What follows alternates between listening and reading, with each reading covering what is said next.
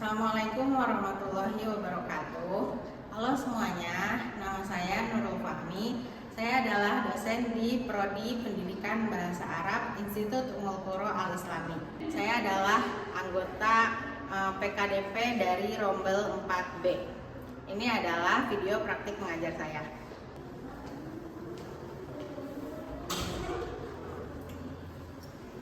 Assalamualaikum warahmatullahi wabarakatuh. Waalaikumsalam warahmatullahi wabarakatuh. Sabahul khair. Sabahun nur. Kaifa halukunna? Alhamdulillah. Nah, sekarang kita akan belajar tentang psikolinguistik dengan judul pemerolehan bahasa pertama dan kedua, faktor internal dan eksternal. Sebelum itu, mari kita membaca doa terlebih dahulu. Bismillahirrahmanirrahim. Raditu billahi rabban wa bil islami dinan wa bi Muhammadin nabiyyan wa rasulah. Rabbi zidni ilman warzuqni fahman. Amin. Oke, sekarang Ibu absen dulu ya. Siti Haryanti, Aulia Saputri, Agni Nur Awalia, Balkis Azharo, Laila Nur Azizah, Tia Mutiara, Aska Salsabila, Nur Salsa Aprilia, Putri Anjani, Uswatun Nida, Hernawati. Oke. Ada yang namanya belum tersebut? Ada. Oke. Jadi apa itu pemerolehan bahasa? Coba kalau kalian berpikir apa itu pemerolehan? Pemerolehan itu apa? Mendapatkan. Ada lagi yang mau jawab pemerolehan itu apa sih? Artinya kita memperoleh, menerima. Oke, mendapatkan, menerima. Jadi pemerolehan bahasa atau dalam bahasa Inggris language acquisition itu adalah proses memperoleh kemampuan berbahasa secara alami maupun melalui pembelajaran.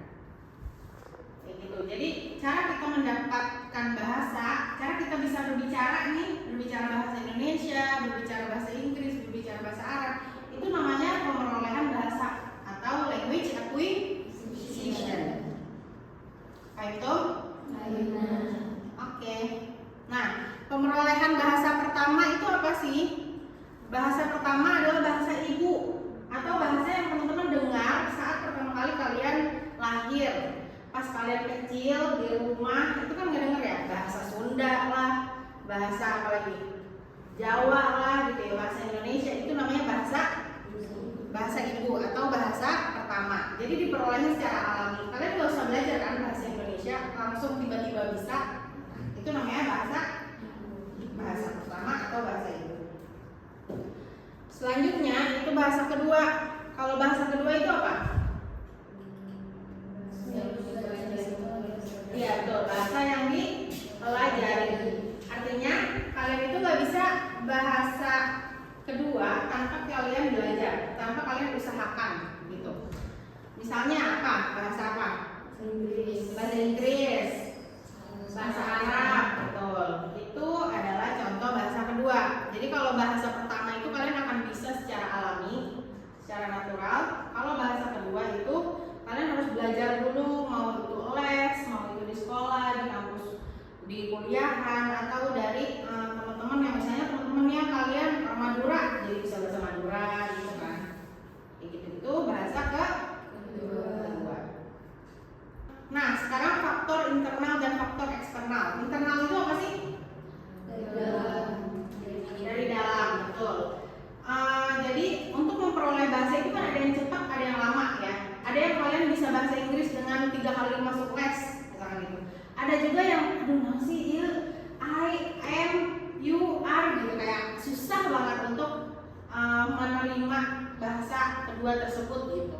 Nah itu adalah faktor internal, artinya dari biologis atau intelijensi atau kemahiran gitu ya, atau motivasi dan usia kayak gitu. Itu adalah faktor yang dari dalam.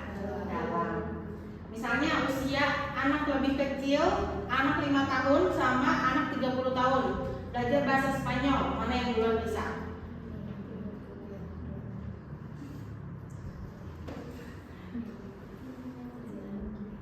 Anak yang kecil apa anak yang udah terlalu dewasa? Misalnya anak 10 tahun deh, anak 10 tahun dengan anak 30 tahun yang belajar bahasa Inggris misalnya gitu. Mana yang akan duluan lancar? 10 tahun, betul, karena lebih kecil usianya akan lebih mudah menerima hal yang baru kayak gitu. Jadi ketika kita belajar bahasa asing di usia 30, di usia 40 itu pasti akan lebih sulit, betul, karena ya udah banyak yang pikirin juga ya kan, terus iya benar. Iyalah, jadi pokoknya banyak hal-hal yang mempengaruhi dari usia dan motivasi aduh males belajar bahasa Inggris, udahlah bahasa Indonesia juga cukup, bahasa Sunda juga cukup kayak gitu misalnya, motivasinya tidak ada misalnya gitu. Nah yang kedua ada faktor eksternal. Faktor eksternal itu keluarga, sekolah, lingkungan sosial, dan paparan bahasa. Jadi semakin kalian terpapar sama bahasa asing tersebut, maka akan semakin terserap gitu dengan mudah. Misalnya kalian nggak bisa bahasa Inggris, terus kalian S1 daftar LPDP keterima di UK misalnya gitu, akan bisa nggak bahasa Inggris? Bisa nggak kira-kira? Bisa. Kenapa? Karena karena terbiasa, karena kena paparan bahasa gitu kan. Karena kalau misalnya kalian nggak bisa bahasa Inggris ya kalian nggak bisa hidup di sana gitu kan. Kayak gitu. Itu adalah faktor eksternal. Artinya di luar dari diri kita itu juga akan mempengaruhi cepat atau lambatnya belajar bahasa. Oke, ini adalah penjelasan materi untuk hari ini. Ada yang mau bertanya? Oke, silakan. Namanya siapa? Nama saya Laila Nur Aziza. Laila. Oke. Saya izin bertanya, Bu, ada nggak sih organ yang menyerap bahasa baru? Organ tubuh yang bisa menyerap bahasa atau bahasa baru. Nah, itu kan kuasa Allah ya. Kita tuh diberikan anggota tubuh yang bisa mampu untuk menyerap bahasa. Itu kalau dari teori Noam Chomsky, itu ada namanya LAD, Language Acquisition Device. Jadi sama kayak komputer gitu ya, ada device. Kita juga di otak kita itu ada LAD, Language Acquisition Device. Jadi ada device di mana tempat itu di sebuah otak itu memang khusus untuk bahasa, untuk menerima bahasa. Makanya kalian pas bayi nggak dengar apa-apa, nggak tahu apa-apa, cuma ngomong baba gitu ya. Pas udah gede tiba-tiba bisa berbicara sendiri kan, tanpa belajar. Nah itu adalah kerjanya si Language Acquisition Device, yang dia merekam apa yang kalian dengar, apa yang ibu kalian bicara, apa yang ayah kalian bicarakan, yang kakak kalian ngobrol, itu tuh direkam sama si Language Acquisition Device. Itu ya nama organnya. Bagus. Ada lagi pertanyaan lain? Ya, namanya siapa? Saya Rahmawati, izin bertanya Ibu. Oke, nah Apakah ocehan bayi itu termasuk bahasa? Apakah tidak termasuk? oke, ocehan bayi. Siapa yang mau jawab? Ada yang mau jawab? Tidak ada?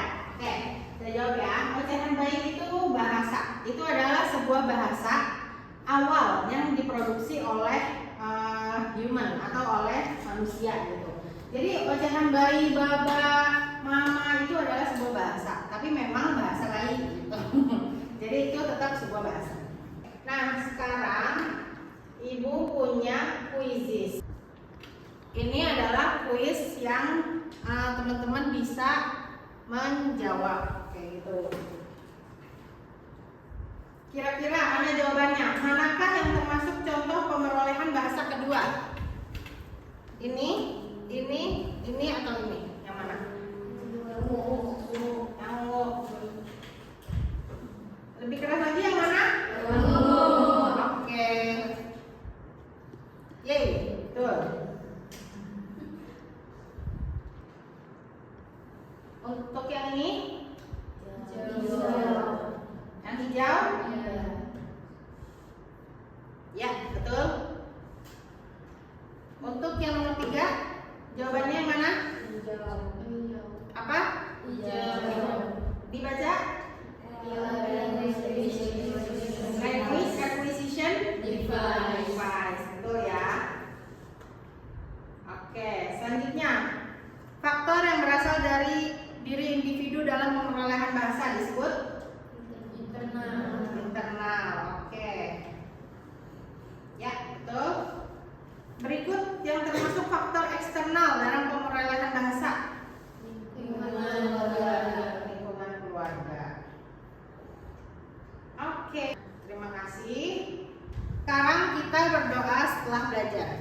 Bismillahirrahmanirrahim. Subhanaka Allahumma wa bihamdika asyhadu an la ilaha illa anta astaghfiruka wa atubu ilaik. Assalamualaikum warahmatullahi wabarakatuh. Waalaikumsalam.